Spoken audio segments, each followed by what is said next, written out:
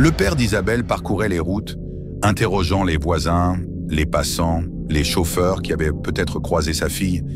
Il affichait des photos d'elle sur les arbres, sur les panneaux, espérant qu'un regard se souviendrait, qu'une voix oserait parler. « Elle est forte, elle va revenir », répétait-il, la voix cassée par la fatigue et le chagrin. La police, au début, avait pris l'affaire à la légère. Une jeune femme, partie de son plein gré, « Vous savez, ça arrive », disait-il d'un ton condescendant. Mais pour les parents d'Isabelle, il ne pouvait y avoir d'explication rationnelle. Leur fille ne disparaîtrait pas ainsi, sans un mot, sans un signe. Les jours devinrent des semaines. Les amis d'Isabelle venaient la chercher, la voix pleine de larmes.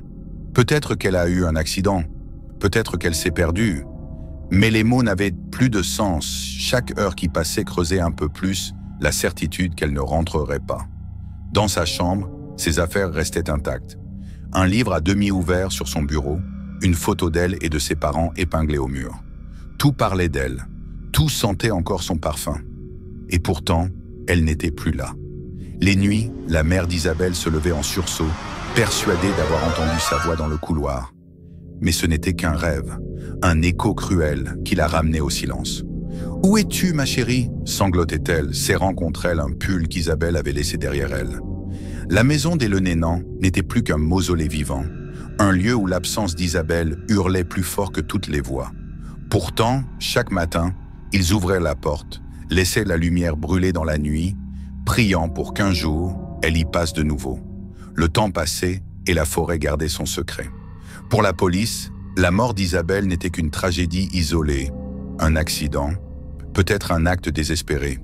Ses parents, épuisés par le deuil et le doute, s'accrochaient comme pourtant à une vérité qu'ils sentaient tapie dans l'ombre, une vérité qui refusait de se taire. Mais le silence fut bientôt brisé. Quelques mois plus tard, dans cette même région de Lorraine, une autre jeune femme disparut, puis une troisième. 3 vies, 3 histoires qui se terminaient dans les bois, sous le même ciel froid, dans le même silence complice. Les visages changèrent, les larmes restèrent. La presse commença à en parler. Des jeunes filles envolées, des corps retrouvés, les crânes fracassés. Les mots se faisaient plus précis, les regards plus inquiets. La peur s'installa dans les foyers, la peur d'un prédateur qui rôdait parmi eux. La police, forcée d'ouvrir les yeux, comprit enfin. Ces disparitions n'étaient pas des accidents. Le schéma se répétait, implacable, et derrière chaque mort, la même signature invisible. Vincenzo Aiutino fut arrêté presque par hasard, une convocation banale pour une infraction mineure. Mais sous les lumières blafardes de l'interrogatoire, son sourire se fissura.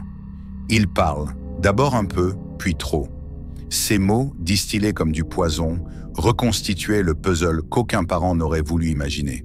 « Oui, j'étais là », souffla-t-il, les yeux vides, presque ennuyé. Il décrivit la nuit, la forêt, les cris qu'il avait étouffés. Il raconta sans émotion les barres de fer, le sang, les corps qu'il laissait derrière lui, comme s'il n'avait rien fait de plus qu'écraser un insecte. Les parents d'Isabelle, quand ils apprirent la vérité, se figèrent. Le soulagement, si on peut appeler ainsi le fait de connaître enfin l'horreur, s'accompagna d'un deuil plus profond encore. Car si la justice avait enfin un nom à donner aux monstres, elle ne ramènerait jamais leur fille. Les procès suivirent. Dans la salle d'audience, les familles issues des victimes se tenaient droites, leurs visages marqués par la douleur, leurs mains jointes dans un silence de prière. Vincenzo, lui, restait impassible, ses yeux fixant un point invisible, comme s'il était déjà ailleurs. La sentence tomba, lourde, mais jamais assez pour apaiser la peine. La prison à vie. Les murs d'une cellule pour contenir un homme qui, dans la forêt, n'avait pas connu de limite. Et pourtant, dans le cœur de ceux qui avaient aimé Isabelle, la justice restait un mot creux. Car la forêt, elle, n'oubliait jamais. Et les ombres des disparus, elles, murmuraient encore entre les arbres, leurs voix mêlées au vent, réclamant un repos que la terre refusait de leur accorder. Si vous avez aimé cette histoire et que vous rêvez d'autres récits réalistes comme celui-ci, n'hésitez pas à aimer, à commenter et à vous abonner. À bientôt. Au revoir et prenez soin de vous. Vincenzo ralentit la voiture, la laissant s'arrêter sur un petit dégagement au milieu de nulle part. Les arbres formaient un cercle autour d'eux, des murs vivants qui semblaient chuchoter à l'oreille des ombres. « On est arrivé » dit-il simplement. « Arrivé? Où ça » chuchota Isabelle, la gorge nouée par une peur viscérale. Il coupa le moteur. Le silence s'installa, total, écrasant. Même les grillons paraissaient s'être tus, comme s'ils refusèrent d'assister à ce qui allait suivre. Vincenzo posa sa main sur la portière, son visage soudain figé dans une expression indéchiffrable. « Tu vois, j'adore les histoires. Et la tienne, elle ne s'arrête pas ici, » murmura-t-il en sortant de la voiture. La portière claqua. Isabelle resta un instant figée, ses mains crispées sur ses genoux. Puis elle comprit. Elle comprit que ce trajet n'avait jamais eu pour but de la ramener chez elle. Dans cette forêt, sous le regard impassible des arbres, elle était devenue l'héroïne tragique d'un conte dont elle ne connaissait pas encore la fin. La forêt retenait son souffle. Les arbres se dressaient comme des spectres, immobiles, témoins silencieux d'une tragédie qui allait se dérouler sous leurs branches. Isabelle sortit de la voiture, son corps tremblant, chaque pas alourdi par la terreur qui grandissait en elle. Vincenzo la suivait, ses chaussures écrasant les feuilles mortes avec un bruit qui résonnait comme un écho funeste. « Sors !» dit-il d'un ton calme, presque affectueux. « Je veux juste parler. » Mais Isabelle savait que ce n'était pas vrai. Il n'y avait plus de conversation possible. Il s'approcha d'elle, un sourire figé sur le visage. Ses mains se posèrent sur ses épaules, se faisant trop insistante, trop pressante. « Viens !» murmura-t-il.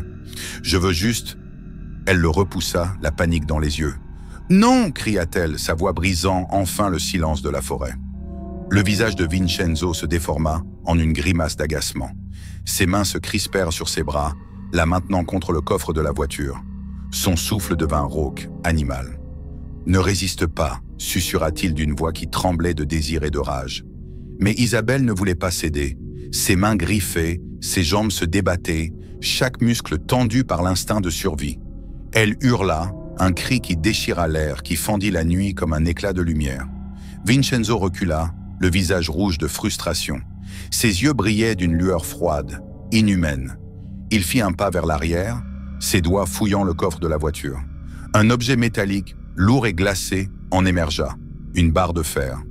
Isabelle recula, ses mains tremblantes, cherchant un abri, un miracle. « S'il te plaît, non !» sanglota-t-elle, sa voix étranglée par la peur. Mais Vincenzo ne voyait plus en elle qu'une proie, un obstacle à briser. Il leva la barre de fer, son ombre se dressant gigantesque sous la lune. Le premier coup siffla dans l'air, heurtant son crâne avec un bruit sourd, écœurant. Isabelle s'effondra, ses mains se portant à sa tête, le sang déjà chaud sous ses doigts. Mais elle ne cessa pas de lutter. Elle gémit, un souffle de vie qui refusait de mourir. Le deuxième coup tomba, plus fort, plus brutal. Le silence se fit autour d'eux, comme si la forêt elle-même s'était figée. Les oiseaux, les insectes, tout s'était tu, laissant place à un vide absolu. Les battements de cœur d'Isabelle se firent lents, irréguliers. Ses yeux grands ouverts fixèrent la lune sans la voir. Une dernière larme roula sur sa joue, reflet de tout ce qu'elle aurait pu être, de tout ce qui venait de s'éteindre. Vincenzo resta un instant immobile, la barre de fer encore chaude dans sa main. Son souffle se calmait, la rage retombant comme une marée noire. Puis il laissa tomber l'arme, son regard vide, insensible à la vie qu'il venait d'éteindre. La nuit recouvrit la clairière d'un silence de mort. Le corps d'Isabelle, inerte, ne bougeait plus. Ses rêves, ses rires, ses peurs, tout avait disparu sous les étoiles indifférentes. La forêt, elle, se refermait déjà, prête à engloutir le secret d'un crime que personne n'avait encore découvert. Dans la maison des Lenénans, l'air avait changé. Les rires d'Isabelle, ses pas légers dans le couloir, n'étaient plus que des échos que ses parents cherchaient en vain. Chaque matin, il se levait avec l'espoir de la voir franchir la porte, ses cheveux en bataille et son sourire timide. Mais les jours passaient, implacables, et Isabelle ne revenait pas.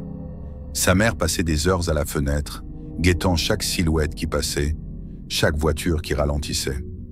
Les soirs, elle laissait la lumière allumée, persuadée qu'Isabelle finirait par rentrer.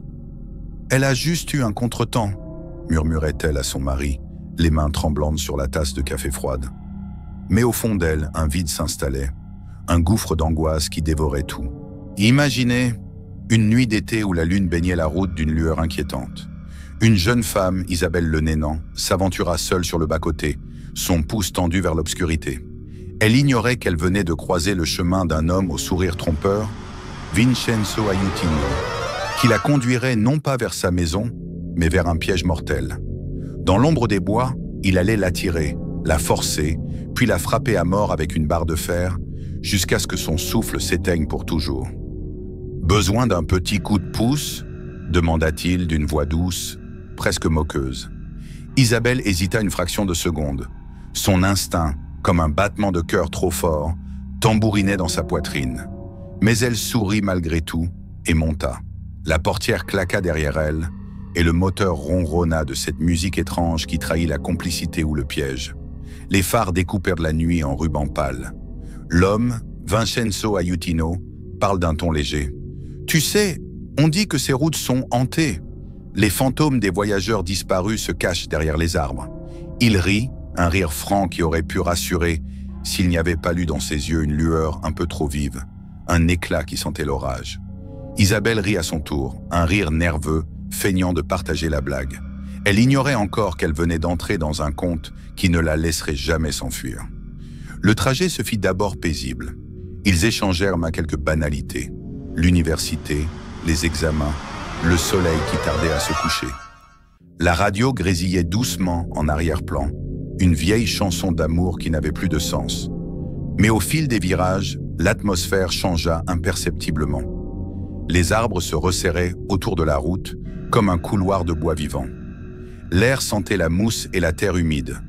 Vincenzo roulait toujours, mais ses mains sur le volant semblaient trop calmes, trop posées. Isabelle commença à poser des questions, comme on le fait pour conjurer le silence. « C'est encore loin ?»« Non, pas du tout.